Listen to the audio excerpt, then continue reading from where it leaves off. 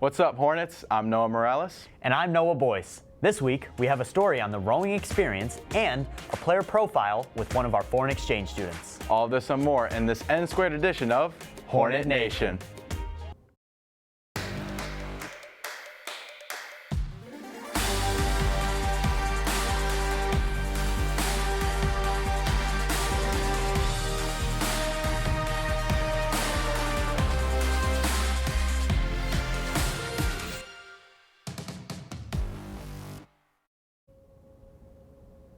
Tomorrow, May 8th, our boys golf team travels to Timber Trace Golf Club in Pinckney and tees off against the Bedford Kicking Mules and the Pinckney Pirates. Safe travels and good luck. A lot of kids growing up aspire to play the popular sports that are featured on the field or court. However, the athletes on our rowing team didn't follow that traditional path. Let's send it over to Grayson Sloan to learn how the rowing experience impacted a couple of our athletes' lives. Rowing is a one-of-a-kind experience. Being out on the boats can change an athlete forever, and two Saline oarsmen dive deeper into those changes. I did football for 2 years, did it for my last year middle school and then my first year of high school.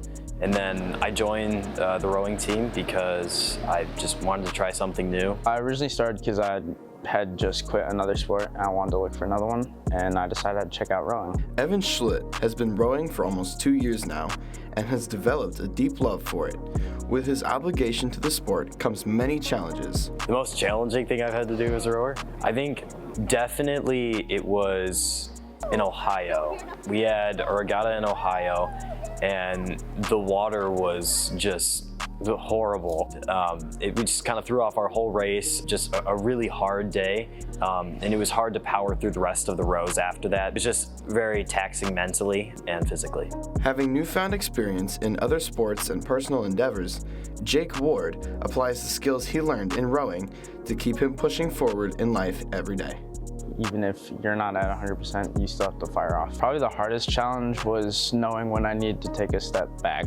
I got concussed and I immediately wanted to come back. Realized I had to take those 2 weeks. I couldn't work out, couldn't do that, so that was hard. Not being able to do something that I loved doing. Rowing is incredibly demanding, both physically and mentally. But there is an aspect of it that keeps the rowers going, even during the hardest of times. That aspect is the team. I sacrifice a lot of time for the team. I love the sport and I love what it entails and what I do. And I love getting to go there every day, so I don't see it as sacrifices, but I do put a lot of time and effort into the team. Saline's current and retired rowers have built an unbreakable bond and learned lifelong skills that have a genuine impact on themselves and the people around them.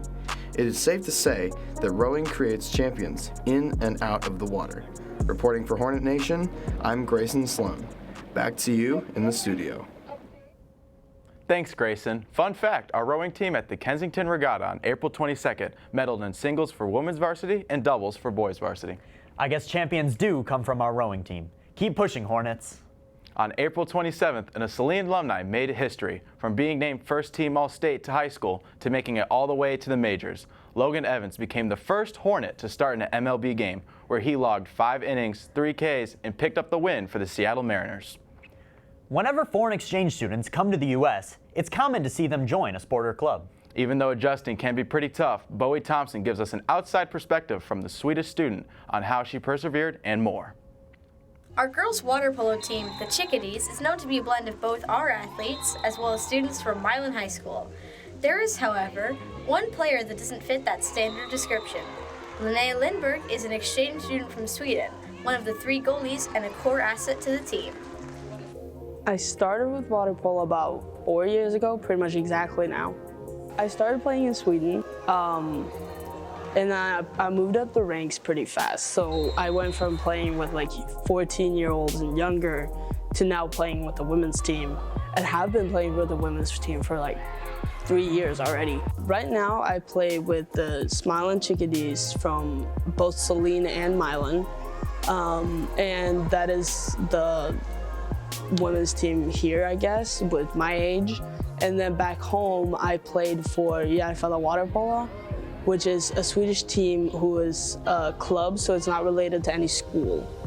And therefore, I also played with a lot of people from different schools and districts all together. Even if the sport's the same, the experience of being on a team might be different in America and Sweden. Yeah, I would say here you can play water polo in school, which I think is awesome because you can have a sport like right after school ends and whatever you need. But back home, you can only play water polo with club. So you have to pay quite a lot of money to have private coaches and play club season pretty much all year long. So I'm used to playing year round back home in Sweden. When I go back, I have 2 spots waiting for me. So I will keep playing water polo, and I will also start college when I go back, even though they're not connected. So it's still club and school separate, but I will be doing both.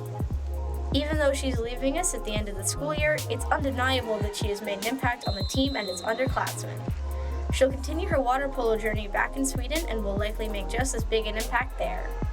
Reporting for Hornet Nation, I'm Bowie Thompson. Now back to you in the studio. Thanks, Bowie. Her impact on the team will surely create a splash as they dive into the postseason.